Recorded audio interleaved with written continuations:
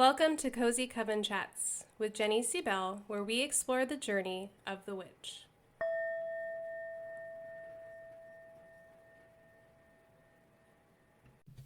Hey witches, and welcome to another Cozy Coven Chat. I'm your host, Jenny C. Bell, and we are looking at and talking about the week of October 12th. And I just want to say that if you're finding these podcasts later and you're listening to them, there's good information. I do try to keep the podcast a little bit seasonal, and I do pull tarot cards, but time is an illusion. Everything's multidimensional. You find it when you find it. So don't get hung up on that. If you're like, I just found the show and I'd like to listen to past episodes, do it. Totally, there's maybe little wisdoms in there for you, and everything finds us at the right time. I think about that a lot. Having taken such a journey to become a published author, it was lots of lefts and rights and detours and full stops and do-overs and redos. And when it came out perfect timing, I think, because we're on divine timing. I really do believe that. We can manifest in this and that, but the timing isn't up to us. So just want to say, time is an illusion. So whenever you listen is fine. I do want to chat a little bit. The whole month of October, I'm sharing little spells or rituals you can do. So last week I shared about scrying and what scrying is and how to create a scrying mirror from a Silver Raven Wolf book. And then someone also messaged the show saying that they met her and had several books signed from her. And growing up, and when I did and becoming a witch in the 90s, she was a huge deal. It's her and Scott Cunningham, everybody read them. I need a little water. Everybody was reading them and everybody was swapping their books, and we all were talking about them, and they were the go-to authors for a lot of us. So I just want to say thanks for messaging the show, and thank you for sharing that. That's really, really cool. Her name is quite the mouthful, though. I always feel like I have to really say Silver Raven Wolf very slowly. So today I will be pulling a card. We'll do that in a moment. And I'll share another little ritual I found from a different book. We'll have journal questions at the end. And I'm going to talk a little bit about upcoming events. And yeah, pretty much talking about what we're talking about in our coven too. And I want to talk a little bit about a personal philosophy that I just wrote about in Substack. So let's find the energy for the week. So what I do is prior to the show, open up sacred space. I would do this when I interviewed people too. And, acknowledge the land and all of those things. And then I asked to be guided for the listeners of this podcast. So I'm not reading for the entire collective. I'm only reading for the people who are listening. And so it's, more like a narrow down. So if you ever do this, if you ever read for a group, you don't necessarily have to read for the entire collective. Instead, read for who will be listening or watching or who's with you. Okay, we have 3 of Cups. One of my favorite cards because it's just women partying in a lot of decks, right? I'm using the Modern Witch. That's the one I've been using for the show. I love the Modern Witch Tarot. I love the illustration. I like that it's Pamela Coleman Smith style, but more women focused. But yeah, this one is just obviously women at a festival of some kind, just partying it up, wearing festival clothes. And so 3 of Cups, whenever that comes into my own personal readings, I know that I've been too much of an introvert and it's time for me to get together and get out of my head and get with friends and do something. So I always look at this card as it's time to socialize, it's time to collaborate, it's time to get together with family or friends or loved ones. And maybe that's not going to happen this week, but maybe you make the plans. Right now, you probably in your area have something seasonal going on. We just went recently to this harvest festival that we'd never gone. It's in our area and it's 54th year. And I was like, hey, let's just go. And it was such a good time. I got fry bread, which is one of my favorite things in the world, really. And then we got a pie, we got ice cream, we heard good music. It was just nice to see people happy about tiny pumpkins. Like, it was just such a harvest vibe. It really felt like, my hope was that it'd be like the Harvest Festival in Hocus Pocus 2. And it kind of was, like, and it was like that vibe. And I was totally like the mayor when he's obsessed with the caramel apple. When I saw that there was a fry bread truck and I saw the sign, like, literally grabbed my daughter and I was like, oh my gosh, there's fry bread, let's go. And I had to wait 15 minutes for my fry bread. It was totally worth it. I got cinnamon sugar. So what I'm saying, long story short, is do something. So even if it's just FaceTiming a friend or finally calling back a friend, this is a week where we're being instructed or guided as a group to make some social connections. I have some mom friends here that I will be like, hey, let's meet. You know, just something, a walk in the park with a friend, coffee with a friend. It's just, we're being drawn out of our caves. I don't know, maybe that's just me. The eclipse season had me very within. I would say most of September, I was very within myself. And I did go to coffee with a friend at one point. Well, I got tea. Well, we both got tea, actually. I got a chai and she got a matcha. But that was really the only time that I got out during that eclipse season. And she's into astrology, so she wanted to chat about that anyway. And so we could be really raw with one another.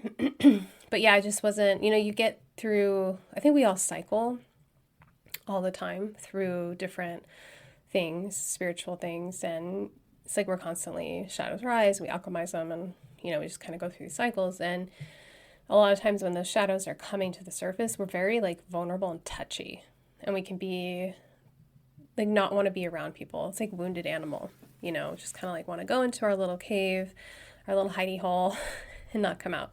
And so I think I recently came out of that. And so I love this. I'm going to use this as an excuse to try to do something. But we will be doing something social in our coven.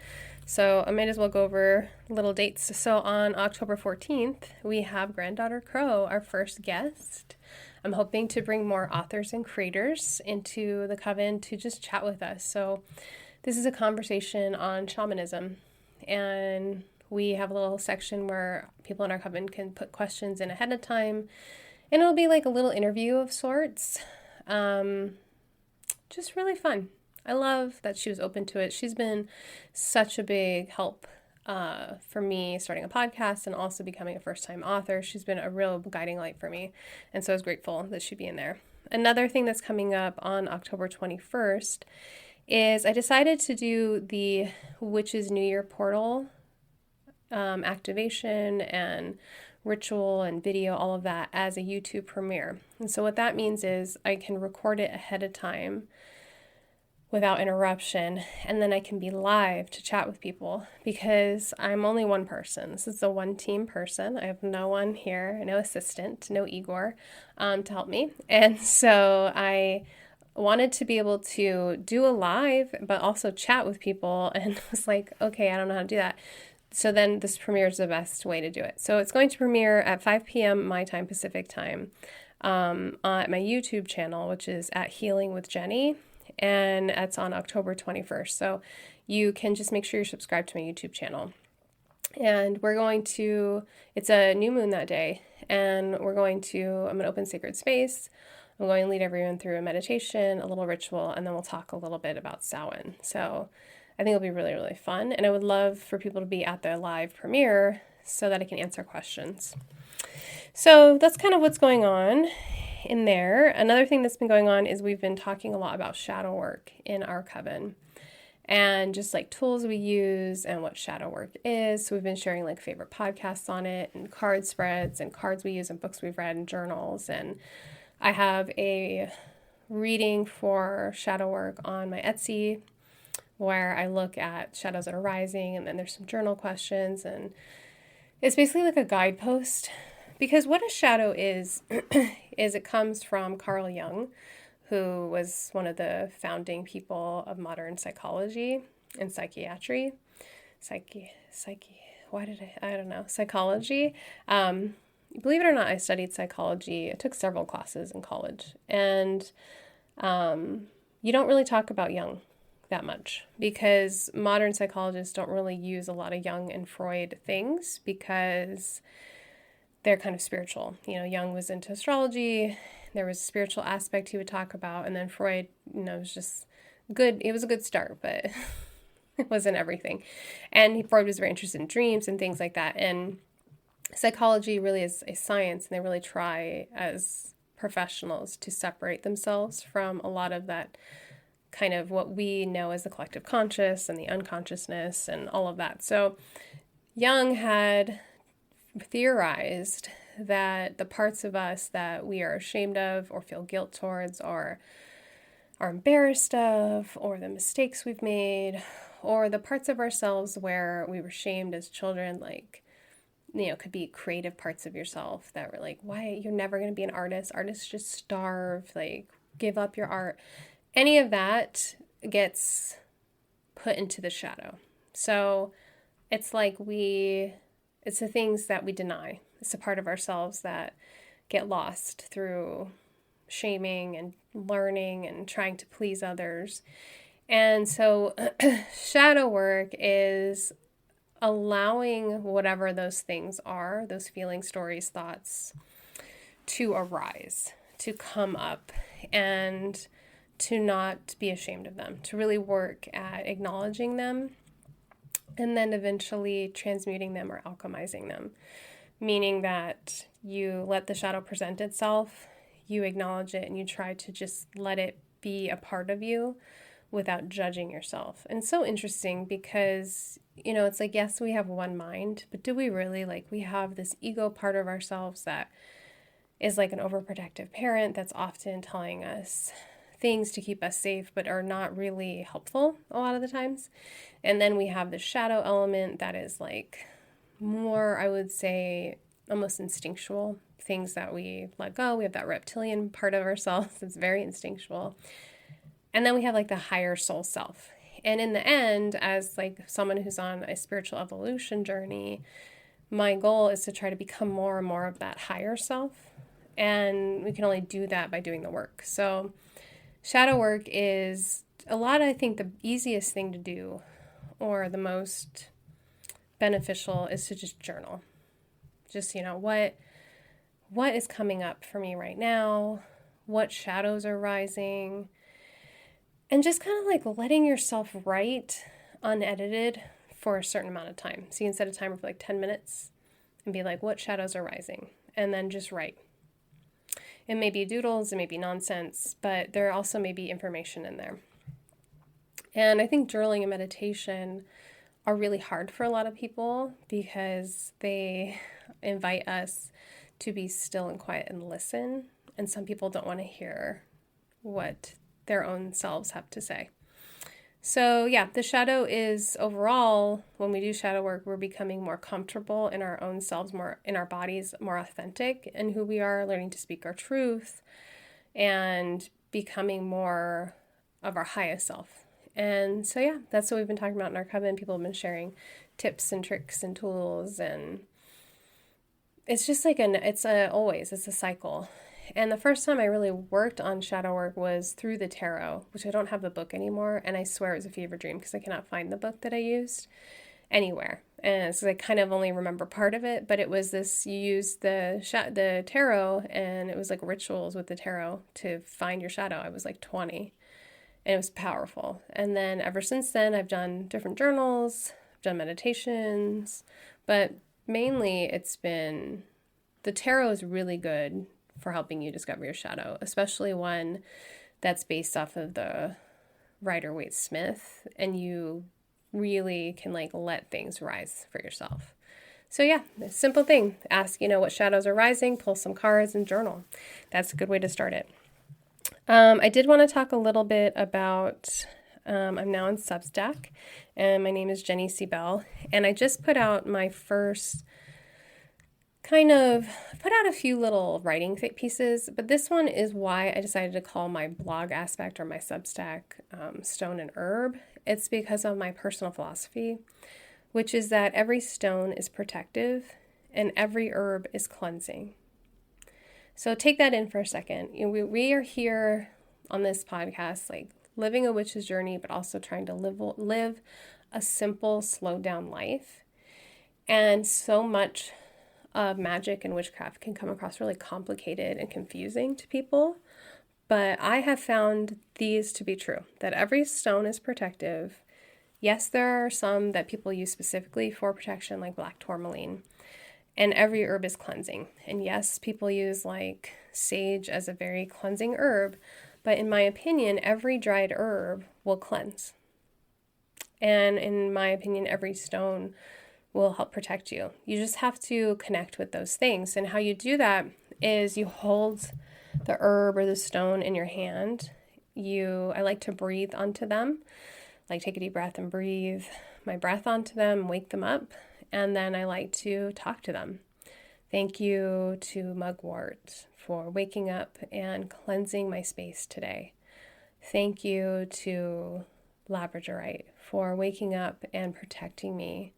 And they have other attributes, of course, but I think this is just a simple kind of philosophy and way to do magic. Every stone is protective. Every herb is cleansing. And then I shared last time about scrying, so I have another thing I want to share with you. This one comes from a book called Magic for All Seasons, a grimoire for the Wheel of the Year by Marla Brooks, which is a really cute and nice guide to the Wheel of the Year. And this is about creating an ancestor candle. And if you grab the book, it's on page 33. We all have the power to communicate with our ancestors, and we should. After all, we carry their physical and spiritual DNA, which is woven into the fabric of who we are. You can strengthen your connection to them by creating a candle in their honor. You can burn the candle on special dates like the birthdays or anniversaries or on Samhain. You will need one large white votive pillar candle or a battery LED candle, frankincense, myrrh, lavender, or sandalwood incense, a pen with blue ink, a piece of paper, ideally parchment paper. Optional photographs are something that represents the ancestors. Write the names of the ancestors you wish to honor on the parchment, but also add "and all others who have gone before" at the end, as not to leave anyone out. And I really like that because maybe you are adopted, or maybe there's big gaps in family history. I like doing that. Didn't know my father and his side, and so I always just say like all the ancestors who wish to work with me or wish to come through. And some people will ask like, what if my ancestors don't approve of the witchcraft, or what if my ancestors were not nice people? Is my personal belief that when people cross over, they become different. The ego, the shadow, all of that falls away, and they become their soul self, and they realize lessons learned, and they become a better version of themselves. Anyway, set the candle on top of the paper, and if you have photos, put them around the candle, light the incense, and recite this prayer. As the veil between our worlds has thinned, I call upon those who have come before, those I have known, and those who have gone long gone. Your blood runs through my veins, your spirit fills my heart, and you will always live forever in my soul. You will live within me and will never be forgotten. With this light, I honor your memory, so mote it be. And so we are still in the energy of autumn, moving towards Samhain. And so, this is the energy of connecting with loved ones past, letting things go, letting shadows rise. It's the energy of letting things fall away. It is the energy of being grateful for the things you harvested or the things that happened this year.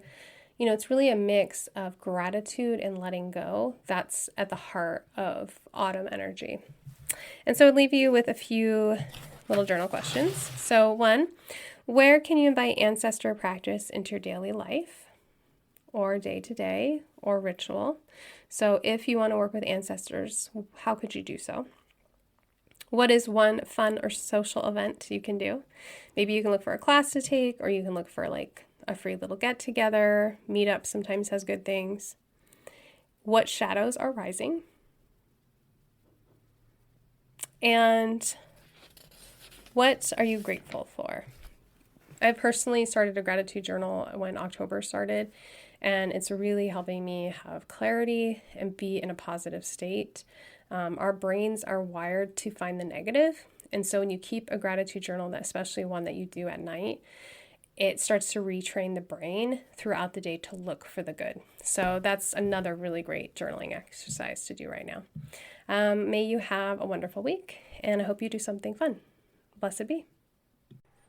As always, thank you for listening. Please subscribe and share with a friend. If you haven't already done so, be on the lookout for my book, Spirit Crystals. Discover your crystal guide for healing and empowerment. Available wherever you buy books.